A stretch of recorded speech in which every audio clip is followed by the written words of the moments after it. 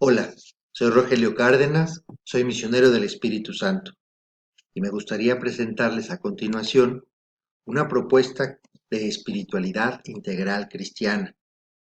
En esta presentación quiero destacar algunos datos, algunos elementos que me parece que son muy importantes en la relación que hay entre la tercera persona de la Santísima Trinidad, el Espíritu Santo, y la vivencia cotidiana de nuestra espiritualidad cristiana, específicamente nuestra vocación a la vida consagrada, al seguimiento de Jesús. Por eso la vocación es el punto de partida de esta presentación, esa experiencia del llamado, el llamado que por el Espíritu Santo que habita en nuestro corazón somos capaces de reconocer en lo más íntimo de nuestro mundo interno. La misma inhabitación del Espíritu Santo nos hace capaces también de responder a este llamado. Son como dos momentos de este llamado. Reconocer y responder con una respuesta creyente, una respuesta que hace del Evangelio la opción fundamental de nuestra vida, una respuesta que abraza el seguimiento de Jesucristo como el horizonte que le da sentido y trascendencia a nuestra existencia. De ahí que varias definiciones de espiritualidad tengan que ver con esta idea de relación, de dinamismo, de movimiento. El Espíritu Santo es el principal protagonista de la espiritualidad cristiana. Y la espiritualidad consiste precisamente en vivir en el Espíritu y en aprender a tener una relación vital con este Espíritu. ¿En qué consiste esto? Sabemos que hemos venido del Padre y que la vida espiritual de alguna manera puede sintetizarse diciendo que vamos al Padre por el Hijo en el Espíritu Santo. Sabemos también que toda historia vocacional inicia cuando tomamos conciencia de la experiencia del Espíritu Santo en nuestra propia vida. Cuando hablo de experiencia del Espíritu Santo no me refiero a fenómenos extáticos, pues fuera de lo común o de lo normal. Me refiero a la toma de conciencia, al darnos cuenta del Espíritu Santo, de la acción de Dios en nosotros, de su amor, de su movimiento en nuestra vida y al impulso de amarlo y de seguir sus inspiraciones. Para ser consciente de esta experiencia es muy importante hacer acopio de una capacidad que tenemos que es la inteligencia espiritual, la capacidad de dar sentido, la capacidad de percibir la trascendencia, la capacidad de entrar en contacto con el misterio y desde ahí poder configurar la vida cotidiana.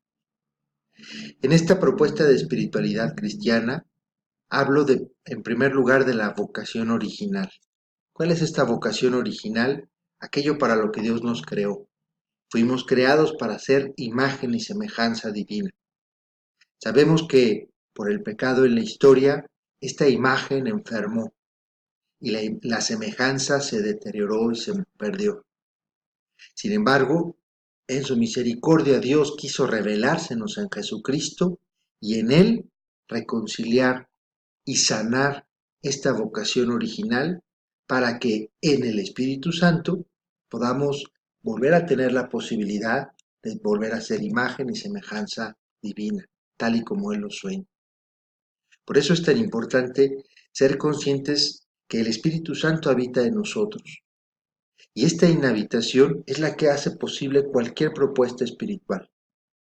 La inhabitación del Espíritu Santo precisamente tiene el fin de santificarnos, de sanar la vocación original, ofrecernos de nuevo la salud, la vida plena para la que Dios nos soñó.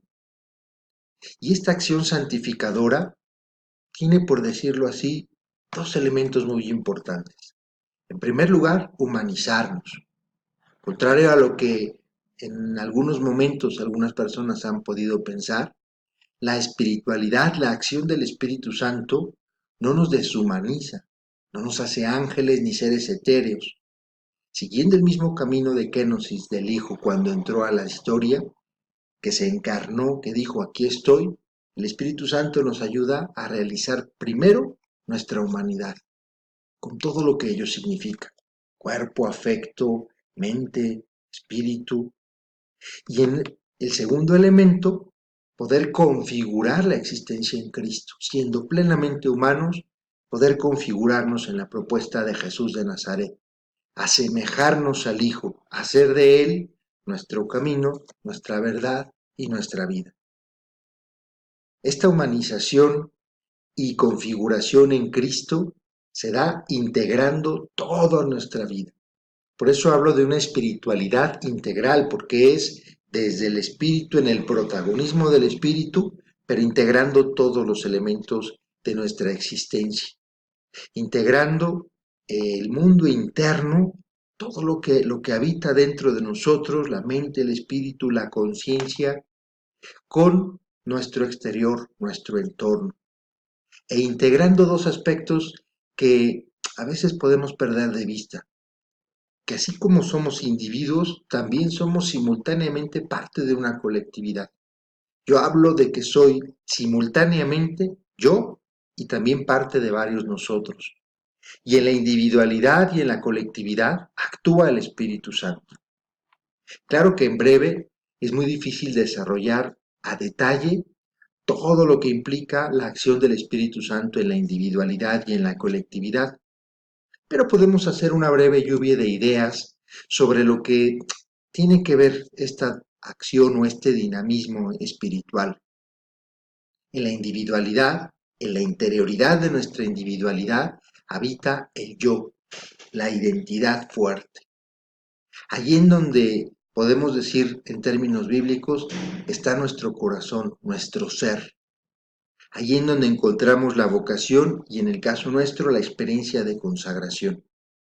La necesidad fundamental en nuestra interioridad es la de la autonomía, ser quien soy. Y las tensiones que se dan en la existencia cotidiana van de la mentira, de la tergiversación de mi identidad, del falso yo, como le decimos, a la verdad a la que me lleva el espíritu. También hay tensión entre los deseos, todos los impulsos y los deseos que se juegan en nuestro mundo interno hacia el deseo más profundo que tiene que ver con la vocación original. Nos conecta con este anhelo del Padre que habita en lo más profundo de nosotros, ser imagen y semejanza de Dios. Hacia afuera, el Espíritu Santo nos dinamiza para no quedarnos ensimismados, sino poder salir al encuentro, en la acción, en el hacer, en la actividad cotidiana. Es el rostro con el que nos mostramos al mundo y con el que nos relacionamos con Dios, con el mundo, con la creación, con los demás. Hay una necesidad fundamental de libertad en esta individualidad y una fuerte tentación de centrar toda la colectividad, todo el entorno en uno mismo, el egocentrismo. Sin embargo, cuando trascendemos este impulso al ego, descubrimos que nuestro hacer se convierte en misión de Dios para los demás, para el mundo. Por eso las tensiones que se dan en la relación individual con el entorno tienen que ver con el mal y el bien, o mejor dicho, tiene que ver con la tensión que hay cuando mi actitud, mi conducta, no corresponde del todo con lo que yo digo que creo, con lo que yo digo que quiero. La congruencia y la incongruencia. El Espíritu Santo actúa también de manera colectiva y esta acción en la colectividad también se manifiesta en un mundo interno y externo. Cuando hablo de colectividad, pensemos en cualquier grupo del que somos parte, nuestra familia, nuestra comunidad, los grupos de los que pertenecemos. Ser parte del grupo no es simplemente una suma de individualidades, sino que de alguna manera la identidad del grupo es parte de mi identidad y mi identidad aporta al grupo.